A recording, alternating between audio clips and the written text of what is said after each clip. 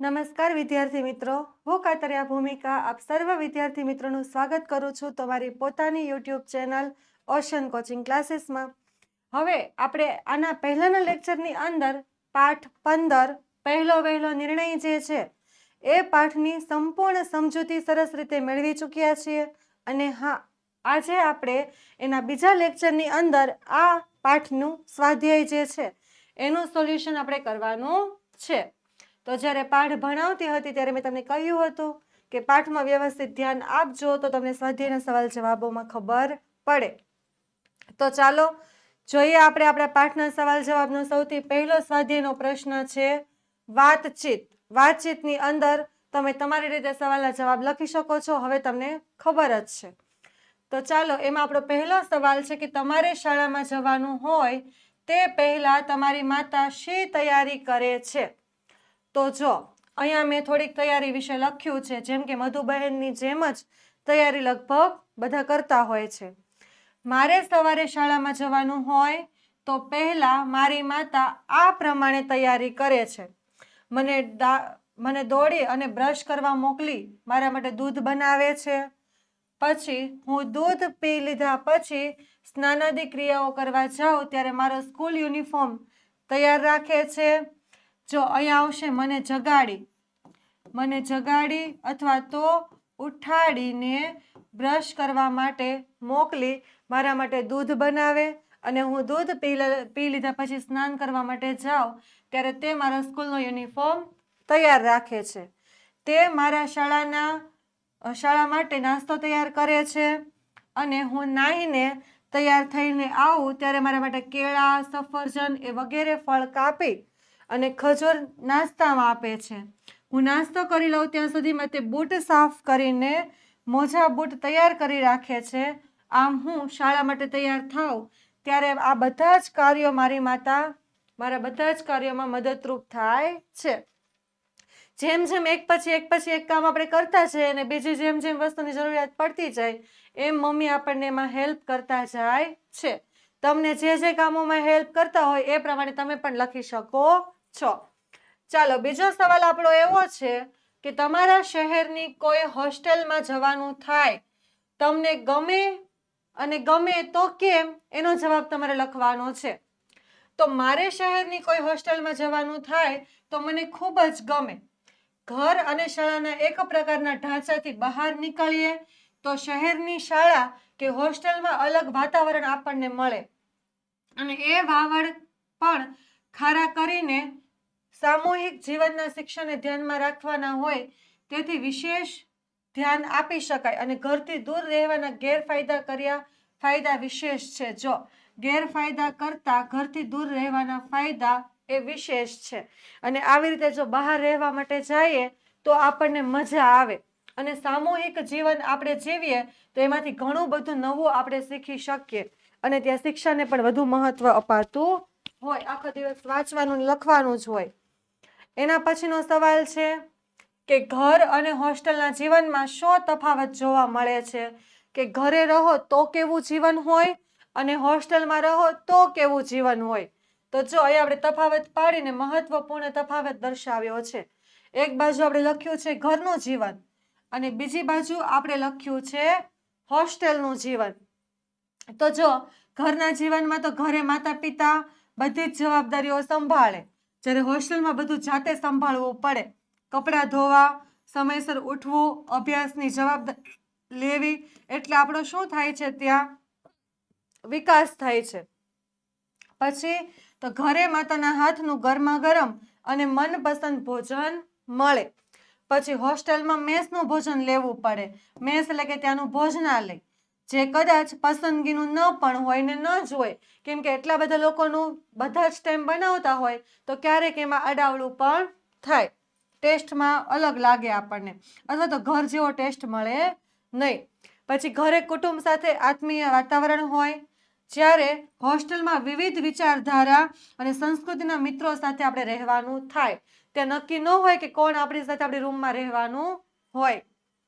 ઘરે નિયમો અને સમયમાં થોડીક છૂટછાટ મળે, જ્યારે હોસ્ટેલમાં ચુસ્ત નિયમો અને સમયપત્રક તમારે પાળવું પડે. ઉઠવાનું, સૂવાનું, વાંચવાનું, ભણવાનું બધું જ.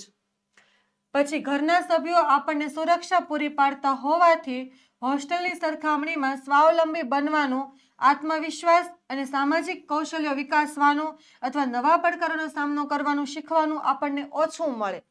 અને એના બદલામાં હોસ્ટેલમાં ઘરની સરખામણીમાં સ્વાવલંબી બનવામાં, આત્મવિશ્વાસ અને સામાજિક કૌશલ્યો વિકસાવવામાં, નવા પડકારોનો સામનો કરવામાં એ કરતાં શીખવાનું ખૂબ જ મળે.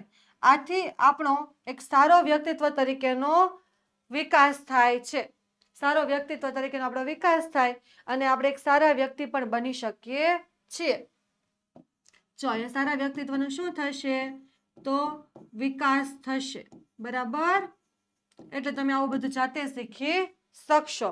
મમ્મી પપ્પા કે પરિવાર ઉપર આધાર રાખીને જીવન વિતાવવું પડશે નહીં. તમે બેંકમાં ખાતું ખોલાવ્યું છે અને ખોલાવ્યું છે તો શા માટે એ તમારે લખવાનું છે. તો જો હા, મેં પિતાની મદદથી બેંકમાં બચત ખાતું ખોલાવ્યું છે. મેં આ નિર્ણય લીધો કારણ કે મારા માતા પિતા મને દર મહિને પોકેટ મની આપે અને દાદા દાદી પણ દિવાળી અને જન્મદિવસ જેવા પ્રસંગોએ મને પૈસા આપે. અને આ બધા જ પૈસા હું પહેલા મારી તિજોરીમાં રાખતો હતો, પણ હવે સમજાયું કે બેંકમાં રાખવાથી ઘણા ફાયદા છે. જેમ કે મારા પૈસા સુરક્ષિત રહે છે, પછી બેંક મને એના માટે વ્યાજ પણ આપે છે, જેથી મારા પૈસાની અંદર શું થાય છે? તો વધારો થાય છે. જો ઘરમાં તિજોરીમાં પડ્યા રહે તો એમાં કંઈ વધારો થાય નહીં. જરૂર પડે ઉપાડી પણ શકાય છે. અને વળી મારા શિક્ષકે કહ્યું કે નાનપણથી જ બચત કરવાની આદત પાડવી જોઈએ. આ બેંક ખાતું મને નાણાકીય જવાબદારી શીખવે અને ભવિષ્ય માટે બચત કરવામાં પણ એ મને મદદરૂપ થાય છે. એટલા માટે મેં બેંકમાં અકાઉન્ટ ખોલાવ્યું છે. ત્યાર પછીનો નેક્સ્ટ સવાલ આપણે જોઈએ કે તમારે ઘરથી દૂર રહેવાનું થાય તો તમારે કઈ કઈ વસ્તુની જરૂર પડે. તો તમને જે કઈ વસ્તુની જરૂર પડતી હોય એ તમારે લખવાની. જેમ કે જો મારે ઘરથી દૂર રહેવાનું થાય તો મારે આ મુજબની વસ્તુઓની જરૂર પડે. જેમ કે રોજિંદા કપડાં, અંડરગાર્મેન્ટ્સ, મોજા, ટુવાલ, નેપકિન, ટૂથબ્રશ, ટૂથપેસ્ટ, સાબુ, શેમ્પૂ, પછી નેલ કટર, કાસ્કો, બેડશીટ, ઓશિકો, બ્લેન્કેટ વગેરેની જરૂર પડે. પછી અભ્યાસ માટે નોટબુક, પેન, પેન્સિલ, પાઠ્યપુસ્તકો વગેરેની જરૂર પડે. પછી રોજિંદી જરૂરિયાત માટે પાણીની બોટલ, બૂટ, ચંપલ, જરૂરી દવાઓ જો કોઈ હોય લેતા હોય તો, થોડા નાસ્તાની વસ્તુઓ વગેરેની જરૂર પડે. પછી અન્ય મહત્વપૂર્ણ વસ્તુઓમાં ફોટો આઈડી, ઇમરજન્સી કોન્ટેક્ટ નંબર્સનું લિસ્ટ અને થોડા પૈસા ઇમરજન્સી માટે અને સંપર્ક માટે ફોન. આવી બધી જ વસ્તુઓની જરૂર જો હું ઘરથી દૂર રહું તો મારે એની જરૂર પડે. ચાલો એના પછી છે શાળાએ આવતા પહેલા તમારા માતા પિતા તમને શી શિખામણ આપે છે. કે તમે શાળાએ ભણવા માટે આવો તો તમને ઘરેથી કેવી સલાહો મળે, કેવી શિખામણો મળે. તો શાળાએ આવતા પહેલા મારા માતા પિતા મને શિખામણ આપે છે કે દરેક શિક્ષકનો આદર કરજે. તેઓ જે ભણાવે તેને ધ્યાનથી ભણજે.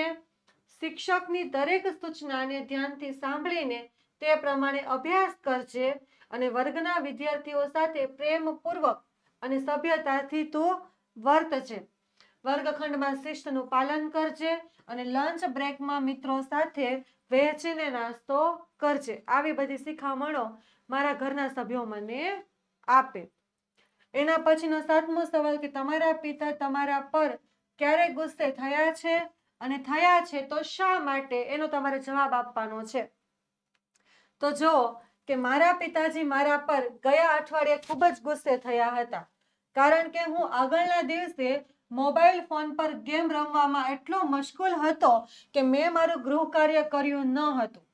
તેથી બીજા દિવસે મારા શિક્ષક તરફથી ચિઠ્ઠી આવી કે મેં ગણિત અને વિજ્ઞાનનું ગૃહ કાર્ય કર્યું નથી. પપ્પાએ મને સમજાવ્યું કે આ ઉંમરે અભ્યાસ સૌથી મહત્વનો છે અને મોબાઈલમાં સમય બગાડવાથી મારું ભવિષ્ય બગડી શકે છે. તેમનો ગુસ્સો સાચો હતો, કારણ કે તેઓ મારી સારી કારકિર્દી માટે ચિંતિત હતા. મેં તેમની માફી માંગી અને વચન આપ્યું કે હવેથી પહેલા અભ્યાસ પૂરો કરીશ અને પછી જ મોબાઈલની અંદર હું ગેમ રમીશ. એના પછીનો સવાલ, તો તમારી આસપાસ કોઈએ અધવચ્ચેથી ભણવાનું છોડી દીધું છે અને છોડી દીધું છે તો કેમ, એનું કારણ તમારે આપવાનું છે. ચાલો જોઈએ આપણે એનો જવાબ. તો હા, મારી સોસાયટીમાં રહેતા નિમિત્તે ગયા વર્ષે ધોરણ 9 માંથી ભણવાનું છોડી દીધું હતું. તેના પિતાજીનું અચાનક જ અવસાન થવાથી ઘર ખર્ચને પહોંચી વળવા તેણે નાની ઉંમરે જ દુકાન પર કામ કરવા જવું પડ્યું. મને ખૂબ દુઃખ થાય છે કે તે ભણી ન શક્યો. હું માનું છું કે દરેક બાળકને ભણવાની તક મળવી જોઈએ, પણ અમુકને ન પણ મળી શકે. તમે તમારા મિત્રને ક્યારે ક્યારે મદદ કરો છો અને શા માટે? તો એ તમે તમારી રીતે લખી શકો છો કે હું મારા મિત્ર અમિતને ગણિત અને વિજ્ઞાનના દાખલા સમજવામાં મદદ કરું છું, કારણ કે મને આ વિષયો સારા આવડે છે. જ્યારે તે બીમાર પડે ત્યારે હું તેને નોટ્સ આપું છું અને મિત્રોએ એકબીજાની મદદ કરવી જોઈએ એવું હું માનું છું. વળી જ્યારે મને અંગ્રેજીમાં મુશ્કેલી પડે ત્યારે અમિત મને મદદ કરે છે, કેમ કે મને ગણિત વિજ્ઞાન આવડે તો હું એને ગણિત વિજ્ઞાન શીખવું અને એને અંગ્રેજી આવડે તો એ મને અંગ્રેજી શીખવે. એના પછી તમે પૈસાની બચત કેવી રીતે કરશો, એ બચતનો તમે શું ઉપયોગ કરશો એના વિશે વાત કરવાની છે. તો મારા માતા પિતાએ મને એક ગુલ્લક આપ્યું છે. તેમાં હું મારી પોકેટ મનીમાં મળેલા પૈસામાંથી થોડા બચાવું છું. આ બચતથી હું મારા ઉચ્ચ અભ્યાસ માટે એક ટેબ્લેટ ખરીદવા માંગુ છું, જેથી ઓનલાઈન અભ્યાસ કરી શકું, અને વળી થોડા પૈસા હું ગરીબ વિદ્યાર્થીઓને અભ્યાસમાં મદદ માટે પણ વાપરવા માંગુ છું. એટલા માટે હું પૈસાની બચત કરું છું. વિદ્યાર્થી મિત્રો, આપણે ધોરણ 8નું જે અભ્યાસ કરીએ છીએ એના પાઠ્યપુસ્તકના દરેક પાઠની કે કાવ્ય પંક્તિની સમજૂતી મેળવીએ છીએ. હમણાં આ લેક્ચરમાં જોઈએ છીએ એવી રીતે સ્વાધ્યાયનું સોલ્યુશન કરીએ છીએ. તો આ બધું જ જે છે એ તમને પીડીએફમાં પણ ઉપલબ્ધ થઈ શકે એમ છે. તો કઈ રીતે તમે એની પીડીએફ મેળવી શકો? તો આપણા એપ્લિકેશનની અંદરથી એપ્લિકેશન, તો આપણી ઓશન કોચિંગ ક્લાસીસની જે એપ્લિકેશન છે એ તમને પ્લે સ્ટોર ઉપરથી મળી રહેશે. અને આપણો કોન્ટેક્ટ નંબર છે 7046222254. એના ઉપર પણ તમે કોન્ટેક્ટ કરીને એ પીડીએફને મેળવી શકો છો. તો હવે આપણે પ્રશ્ન 2 જોઈએ કે કૌંસમાં આપેલા શબ્દનું વર્ગીકરણ કરવાનું છે અને તેમાં એકમને આધારે વધુ શબ્દનો ઉમેરો પણ કરવાનો છે, એટલે કે એની અંદર એડ પણ કરવાનું છે. તો જો તમને કૌંસમાં શબ્દો આપેલા છે એનું વર્ગીકરણ કઈ રીતે કરવાનું? તો સૌથી પહેલા બેંકને લગતા શબ્દો લખવાના અને એની સામે શિક્ષણને લગતા શબ્દો લખવાના. તો જો આમાંથી તો લખવાના જ, પણ એની અંદર નવા એડ પણ કરવાના. તો બેંક, તે તો સીધી વાત છે કે બેંકને લગતું. પછી ફોર્મ, તો બેંકને લગતું. બચત ખાતું, પૈસા અને એસોસિએટેડ, એ બધું જ છે બેંકને લગતા. પછી શિક્ષણને લગતા તો યુનિવર્સિટી, એન્જિનિયરિંગ, ફોર્મ પણ એમાં આવી શકે, કેમિકલ એન્જિનિયર અને એડમિશન. આ બધા શબ્દો શિક્ષણને લગતા છે. હવે આપણો પ્રશ્ન 3 કે આ એકમમાં વપરાયેલા અંગ્રેજી શબ્દો શોધી તેનો ગુજરાતી અર્થ તમારે કરવાનો છે. જેમ કે જો અહીંયા આપણને અંગ્રેજી શબ્દ આપેલો છે કે યુનિવર્સિટી, તો એનું ગુજરાતી શું થાય પ્રોપર ગુજરાતી? તો વિશ્વવિદ્યાલય. જો કે આપણે નોર્મલી યુનિવર્સિટી એવો જ શબ્દ વાપરતા હોઈએ. પછી આપણે બેંકમાં એકાઉન્ટ એવો શબ્દ વાપરીએ છીએ, તો એકાઉન્ટનું ગુજરાતી શું થાય?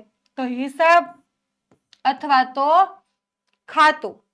એના પછી એડમિશન, તો એડમિશન એટલે કે પ્રવેશ અથવા તો દાખલો.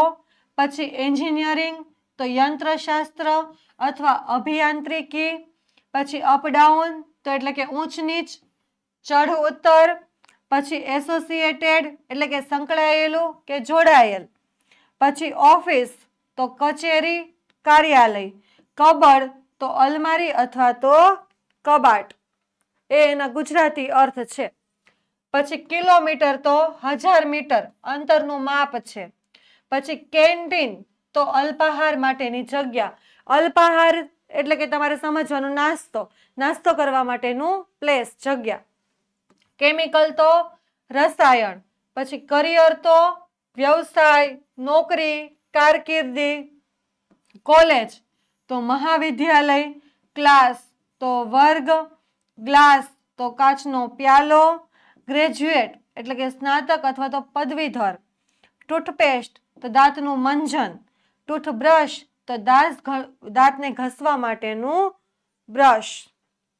ચાલો એના પછી ટેબલ તો મેજ, ડાઇનિંગ ટેબલ તો જમવાનું મેજ, ડિગ્રી તો પદવી, ડિસ્ટ્રિક્શન તો 70% ઉપરાંત ગુણ મેળવીને પાસ થઈએ, 70% ઉપરનો સ્કોર હોય તેને ડિસ્ટ્રિક્શન કર્યું કહેવાય.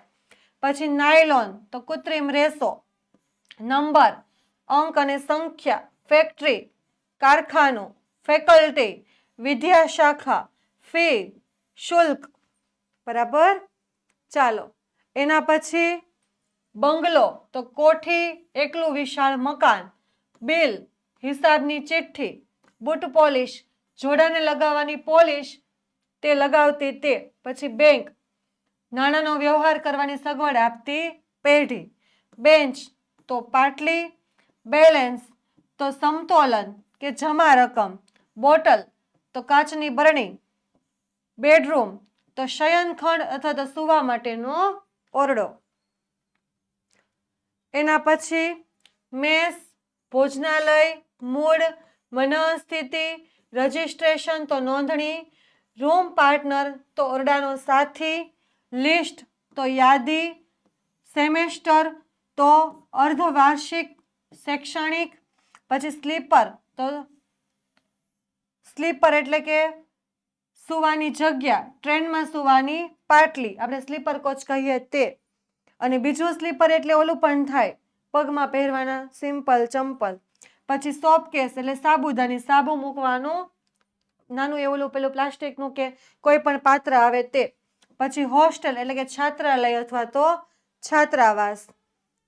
હવે આપણે જોઈએ પ્રશ્ન 4 કે વાક્યમાં વપરાયેલા અંગ્રેજી અર્થવાળા શબ્દોને સ્થાને ગુજરાતી અર્થવાળા શબ્દો લખી અને વાક્ય તમારે ફરીથી લખવાનું છે. તો જો અહીંયા આપણને આપ્યું છે કે આરવે ગુજરાત યુનિવર્સિટીમાં એડમિશન લીધું, તો આપણે અહીંયા બે શબ્દો અંગ્રેજી છે, એક તો યુનિવર્સિટી અને બીજું છે એડમિશન. તો આ બે શબ્દોનું આપણે ગુજરાતીમાં ફેરવી નાખવાનું કે આરવે ગુજરાત વિશ્વવિદ્યાલયમાં પ્રવેશ મેળવ્યો. આવી રીતે તમારે કરવાનું છે. ચાલો તો આપેલા વાક્યોને ઘટનાક્રમમાં તમારે ગોઠવવાના છે.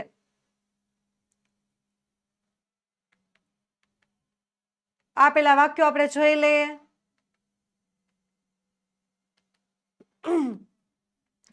તો આપેલા વાક્યોને ઘટનાક્રમમાં ગોઠવવાના, એમાં જે આ 8 વાક્યો આપેલા છે એને પાઠની અંદર જેમ જેમ ક્રમમાં ઘટના આપી છે એ પ્રમાણે આપણે ગોઠવવાના છે. તો જો વાક્યોનો સાચો ઘટનાક્રમ આ રીતે બનશે. સૌથી પહેલું વાક્ય એવું આવશે કે ગૌરાંગને કોલેજની હોસ્ટેલમાં એડમિશન મળ્યું. શું મળ્યું? તો એડમિશન. ચાલો એના પછીનું વાક્ય તો ગૌરાંગનું બચત ખાતું બેંકમાં ખોલાવવામાં આવ્યું. ગૌરાંગના ખાતામાં 5,000 રૂપિયા જમા કરાવ્યા. હેમંતભાઈ ગૌરાંગ ઉપર તાડુક્યા. મધુબહેને પોતાના પુત્રને મનાવ્યો. પિતાનું અવસાન થતાં વિજય અભ્યાસ છોડી દીધો હતો. પછી કોલેજના મિત્રોએ વિજયની ફી અને હોસ્ટેલના ખર્ચને ભોગવી લીધો અને ગૌરાંગના નિર્ણય ઉપર હેમંતભાઈને આનંદ થયો. આ રીતે તમારે ક્રમ જાળવવાનો. જો સૌથી પહેલા તો એડમિશન જ મળે તમને સીધી ખબર પડી જાય. પછી પેલા ખાતું ખોલાવવાનું હોય તો એમાં રૂપિયા જમા થાય. એ રીતે તમે ક્રમ યાદ રાખતા જાઓ તો પણ તમને યાદ રહી જાય. એના પછી આપેલા ચલણમાં તમારે વિગત ભરવાની છે. તો જો અહીંયા ગૌરાંગનું નામ અને એના 22,000 રૂપીસ એના પૈસા ને બધું લખ્યું છે. પછી અહીંયા એના હસ્તાક્ષર કરવામાં આવેલા છે. તમારે તમારી રીતે તમારી બધી વિગતો ભરવાની. તમારો અકાઉન્ટ નંબર હોય તો અહીંયા તમારો અકાઉન્ટ નંબર લખવાનો. પછી અહીંયા તમારે તમારું નામ લખવાનું અને અહીંયા રૂપિયા પણ તમારા જ બતાવવાના. બરાબર. આ શું છે? તો સેવિંગ બેંકની પાસબુક સાથે હોવી જોઈએ અને પાસબુકની સાથે આજે રસીદ ભરવામાં આવે પછી અહીંયા તારીખ લખેલી છે, દિનાંક એટલે તારીખ. તો આ પ્રમાણે તમારે આ 4 વિગતો ભરી દેવાની ચલણની અંદર. એના પછી આપણે જોઈએ તો જો આ શું છે, આપણે બેંકની અંદર પૈસા જમા કરાવવા જઈએ ને ત્યારે આપણે આવી રસીદ ભરવી પડે. પછી આ જે ભાગ હોય ને એ બેંકવાળા લઈ લે અને આ નાની કાપલી હોય ને એ આપણને આપી દે. તો સૌથી પહેલા અહીંયા તારીખ લખેલી હોય, પછી અહીંયા શાખાનું નામ લખેલું હોય, આ આખો એકાઉન્ટ નંબર લખેલો હોય, આ આપણું નામ હોય જેના નામે એકાઉન્ટ હોય તે. પછી અહીંયા આપણે ફોન નંબર લખવાનો હોય, અહીંયા લખેલી છે અમાઉન્ટ, અને એ જ અમાઉન્ટ અહીંયા આપણે શબ્દમાં પણ લખી દેવાની 22,000 એટલે કે 22,000. અને પછી જો અહીંયા અંદર આપણે 2,000ની કેટલી નોટ જમા કરાવીએ, 500ની, 200ની, 100ની, 50, 20, 10 ને 5, એ બધી જ નોટો અને એનો હિસાબ અહીંયા લખી અને ટોટલ પણ લખી દેવાનું. બરાબર. અહીંયા ફરી પાછું અહીંયા જેટલી વિગતો ભરો ને એ બધી જ વિગત અહીંયા દિનાંક, અહીંયા શાખાનું નામ, એકાઉન્ટ નંબર, આપણું નામ, ફોન નંબર, પૈસા પાછા શબ્દમાં અને એડ્રેસ પણ લખવાનું. બરાબર. આવી રીતે આખી રસીદ ભરવાની. પછી તમારે જેટલા પૈસા જમા કરાવવા હોય, અહીંયા 22,000 કરાવે છે એટલે 22,000ની બધી વિગતો લખેલી છે. ચાલો એના પછીનો પ્રશ્ન 7. આપેલા શબ્દો મોટેથી બોલો અને તમારા મિત્રોને શ્રુત લેખન કરાવો. જો શ્રુત લેખન કરાવતી વખતે લાંબા અને અઘરા શબ્દ વાક્યોનું સ્પષ્ટ ઉચ્ચારણ કરાવવાનું. તો શ્રુત લેખન એટલે પેલા શું થાય? તો શ્રુત એટલે કે સાંભળવું, સાંભળવું અને પછી લખવું. શ્રુત લેખનનો આવો અર્થ થાય કે સાંભળીને લખવું. જો શ્રુત એટલે સાંભળવું અને લેખન એટલે કે લખવું. તો તમારે સાંભળીને લખવું એને કહેવાય શ્રુત લેખન. તો તમારે આવા શબ્દો બોલવાના. યુનિવર્સિટી, કેમિકલ, એન્જિનિયરિંગ, ડિસ્ટ્રિક્શન, અને તમારો મિત્ર એ શબ્દ સાંભળીને લખતો જાય. પછી તમારે અંતે ચેક કરવાનું કે જોડણીમાં કેવી ભૂલ થઈ છે કે નહીં, કેટલા શબ્દો સાચા લખાયા છે કે નહીં. પણ આવા અઘરા શબ્દો કે જોડિયા શબ્દો આવે એનો તમારે સ્પષ્ટ ઉચ્ચાર કરવાનો. કેમ કે તમે જો ઉચ્ચારણની અંદર ભૂલ કરશો તો પેલાને એવું જ સંભળાશે અને તો તે ખોટું જ લખશે. એટલે શ્રુત લેખનમાં ખાસ ધ્યાન રાખવું પડે કે તમારું ઉચ્ચારણ સ્પષ્ટ હોવું જોઈએ. એના પછીનો પ્રશ્ન 8 કે મધુબહેને હોસ્ટેલ માટે જરૂરી સામાનની યાદી બનાવી છે. તો શબ્દ ચોરસમાંથી યાદી મુજબના શબ્દો તમારે શોધવાના છે. તો જો આની અંદરથી એની યાદી પ્રમાણે શબ્દ તમારે શોધવાના.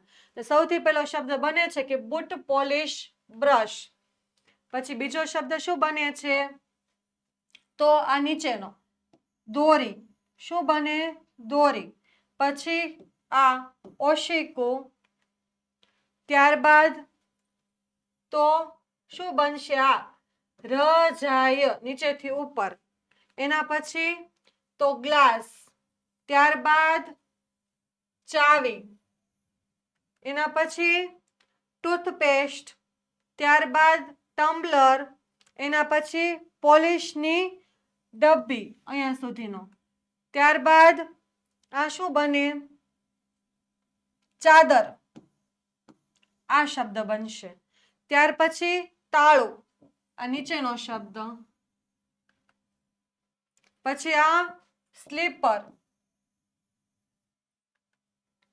આવી રીતે તમારે આની અંદર તમને જે મળતા હોય એ શબ્દો તમારે શોધવાના. જો અહીંયા લિસ્ટ આપ્યું છે કે boot polish, brush, glass, રજાઈ, ઓશિકુ, tumbler, પોલિશની ડબ્બી,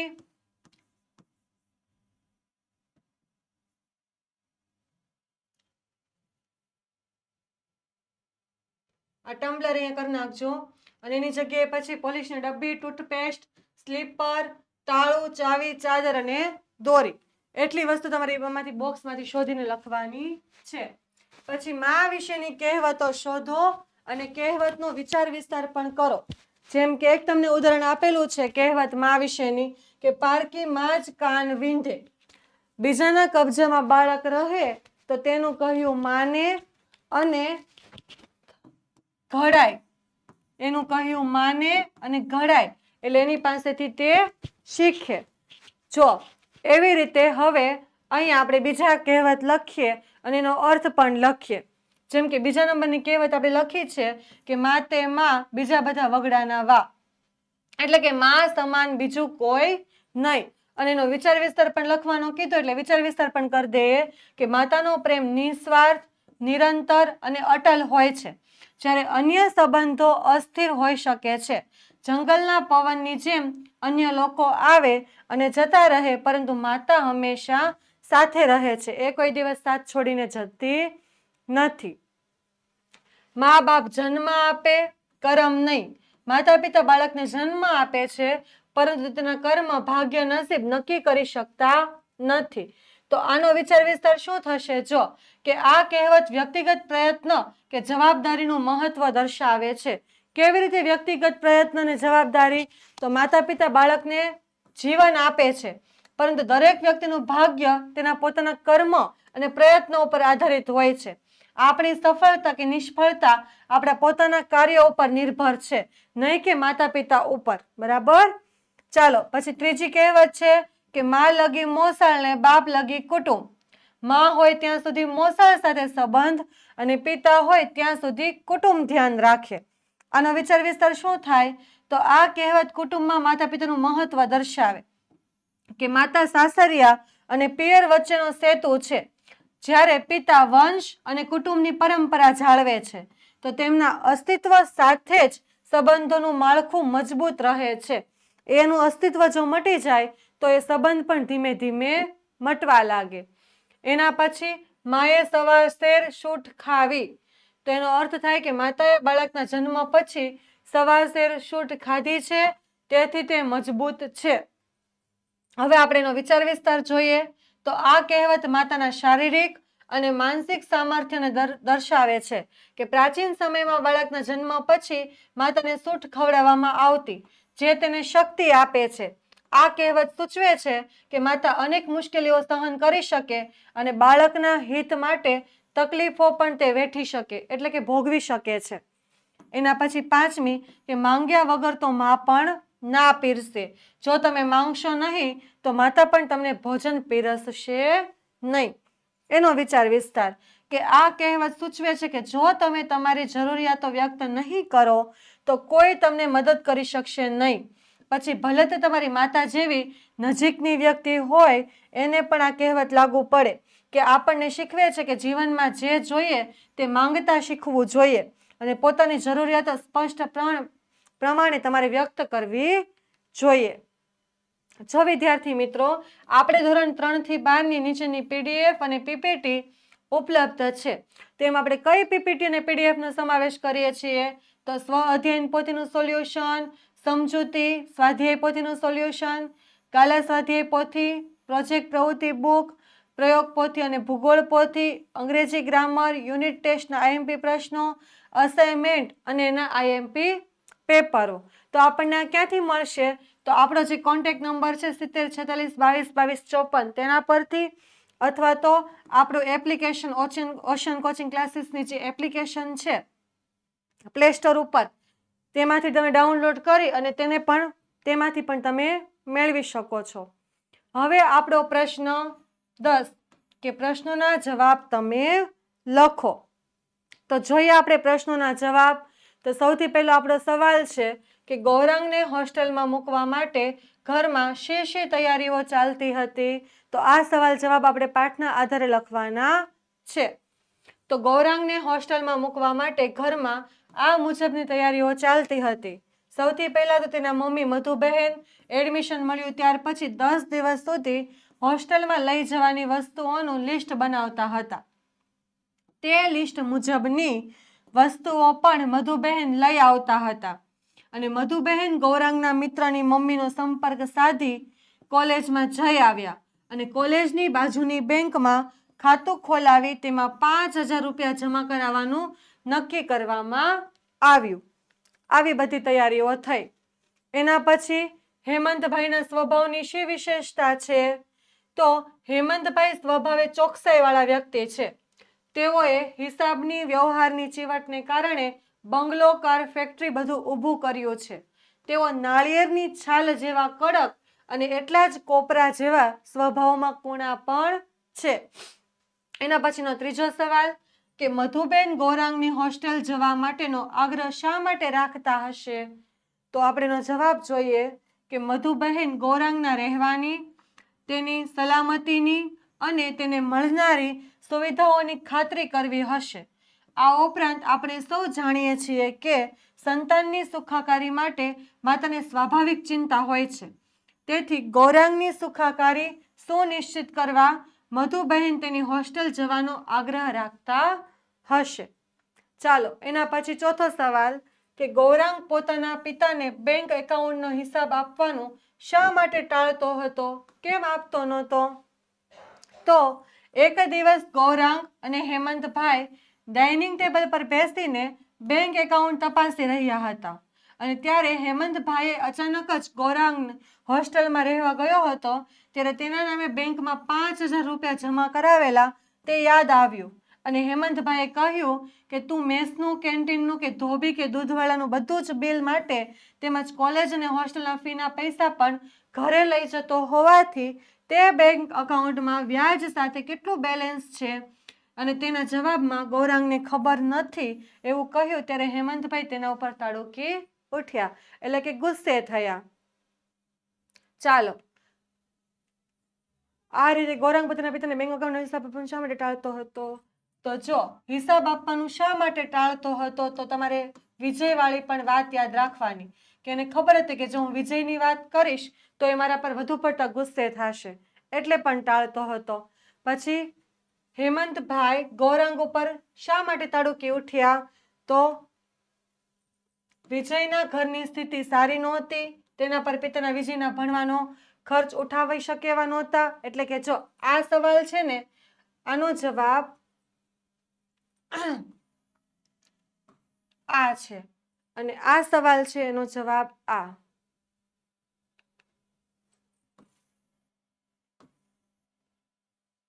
ચાલો, તો વિદ્યાર્થીના ભણતરનો ખર્ચ ઉઠાવવાનો નિર્ણય સંપૂર્ણપણે યોગ્ય ગણી શકાય. શિક્ષણ એ દરેકનો મૂળભૂત અધિકાર છે અને દરેક વ્યક્તિને ગુણવત્તાસભર શિક્ષણ મેળવવાનો અધિકાર છે. આર્થિક સ્થિતિ એ શિક્ષણ મેળવવામાં અવરોધક ન બનવી જોઈએ અને શિક્ષણથી વ્યક્તિ આત્મનિર્ભર બને અને ભવિષ્યમાં સમાજ પર બોજારૂપ બનવાની શક્યતા ઘટે. આપણા દ્વારા શિક્ષણના ખર્ચને વહન કરવાથી આર્થિક રીતે નબળા વિદ્યાર્થીઓને પણ સમાનતાની તક મળે, જેનાથી વર્ગીય અસમાનતાને ઘટાડવામાં મદદ મળે. શિક્ષિત યુવા પેઢી ભવિષ્યમાં દેશના આર્થિક વિકાસમાં મહત્વપૂર્ણ ભૂમિકા ભજવે અને કુશળ માનવબળ એ કોઈ પણ દેશની સૌથી મૂલ્યવાન સંપત્તિ બને. એટલે કે ગૌરાંગનો પહેલો વહેલો નિર્ણય ગમ્યો કારણ કે વિદ્યાર્થીના જો આ પાછું બરાબર જ છે, બરાબર કે ગૌરાંગનો પહેલો વહેલો નિર્ણય તમને ગમ્યો તો કેમ? તો તમારે એનું રીઝન લખવાનું છે. પહેલો વહેલો નિર્ણય પહેલા તો કયો હતો? તો મિત્રને મદદ કરવાનો, જેણે તેણે વિજયને મદદ કરી છે તે. શું કામ મદદ કરી? તો ભણતરમાં એને આગળ લાવવા માટે, એની મદદ કરવા માટે. એના પિતાનું મૃત્યુ થતાં એ પરિવારની જે પરિસ્થિતિ હતી એનો સામનો તે કરી શકતો હતો નહીં અને પાછો ભણતર છોડી અને નોકરી કરવા માટે તે તૈયાર હતો, બરાબર. એટલે આ પાંચમો અને છઠ્ઠો જે સવાલ છે એ તમારે જોઈ લેવાનો છે, બરાબર. ત્યારબાદ હવે આપણે જોઈએ તો આપણો જે આઠમો સવાલ છે એની જગ્યાએ પ્રશ્ન 11 કે આપેલા ફકરાનું યોગ્ય ઝડપથી તમારે વાંચન કરવાનું અને 1 મિનિટની અંદર તમે કેટલા શબ્દો લખી શકો છો એ તમારે જોવાનું. જો સૌથી પહેલા શું કરવાનું, તમને જે પણ કંઈ ફકરો આપવામાં આવેલો છે એ ફકરાને તમારે જેટલી ઝડપથી તમે વાંચી શકો એટલી ઝડપથી એને વાંચવાનું અને પછી તમારે કાઉન્ટ કરવાનું કે 1 મિનિટમાં તમે કેટલા શબ્દો વાંચ્યા. તો જો અહીંયા જે ફકરો આપેલો છે એ તમારે વાંચવાનો છે, તો તમારે આના માટે ટાઈમર સેટ કરી અને એ પ્રમાણેનું વાંચન કરવું જોઈએ. તો મધુબહેન હસ્યા અને કહ્યું કે બેટા બસ આટલી જ વાત છે ને? પછી તારો પેલો દોસ્ત વિજય ગ્રેજ્યુએટ થયો ખરો? હા, યુનિવર્સિટીમાં એ ડિસ્ટિંક્શન સાથે પહેલા વર્ગમાં પાસ થઈ ગયો. ચાલ, તારા ખર્ચેલા પૈસા લેખે લાગ્યા. હવે આ વાત તું મારા પર છોડી દે. 2-3 દિવસ પછી આટલો જે છે એ પેરેગ્રાફ આપવામાં આવ્યો અને એ અહીંયાથી લઈ અને અહીંયા સુધીનો આખો તમારે વાંચવાનો અને 1 મિનિટમાં તમે કેટલું વાંચ્યું એ શબ્દ તમારે કાઉન્ટ કરવાના. કે હેમંતભાઈ જ્યારે મૂળમાં હતા ત્યારે મધુબહેને પતિને ગૌરાંગના પેલા એકાઉન્ટનો હિસાબ આપ્યો અને વિગતવાર વાત સાંભળીને તેણે હેમંતભાઈને ખૂબ ખુશ થયા અને બોલી ઉઠ્યા કે મારા છોકરાએ જે સારો નિર્ણય લીધો એનો મને આનંદ છે. એ છોકરો નિર્ણય કરતા શીખ્યો ને. ગૌરાંગ પાસે મારી જે અપેક્ષા હતી તે આ જ હતી. નિર્ણય લેતા શીખો, અને ખોટો નિર્ણય લેવાઈ જાય તો એના અનુભવોને ધ્યાનમાં રાખી બીજા નિર્ણય પણ તમે લો. બીજે દિવસે પિતા પુત્ર ઓફિસમાં બેઠા બેઠા કામ કરી રહ્યા હતા. ત્યાં અચાનક હેમંતભાઈએ પૂછ્યું કે પછી તારા પેલા દોસ્ત વિજયની નોકરી મળી ગઈ? ન મળી હોય તો મને કે, એસોસિએટેડ કેમિકલ્સ વાળાને એક સારા કેમિકલ એન્જિનિયરની જરૂર છે. 1 મિનિટમાં વાંચેલા શબ્દોની સંખ્યા તમારે અહીંયા લખવાની છે કે આ આખા પેરેગ્રાફમાંથી તમને કેટલા શબ્દો તમે 1 મિનિટની અંદર વાંચી શક્યા. તો 210 મેં લખ્યા છે. તમે જેટલા વાંચી શકો એટલા તમારે લખવાના છે. તો આ સાથે આપણે આ પાઠની સમજૂતી પણ મેળવી લીધી આના આગળના લેક્ચરમાં, અને આ લેક્ચરની અંદર એનું સ્વાધ્યાયનું સોલ્યુશન પણ આપણે જોઈ લીધું. હવે નેક્સ્ટ લેક્ચરની અંદર આપણે આગળના ચેપ્ટર સાથે ફરી પાછા મળીશું. Thank you so much.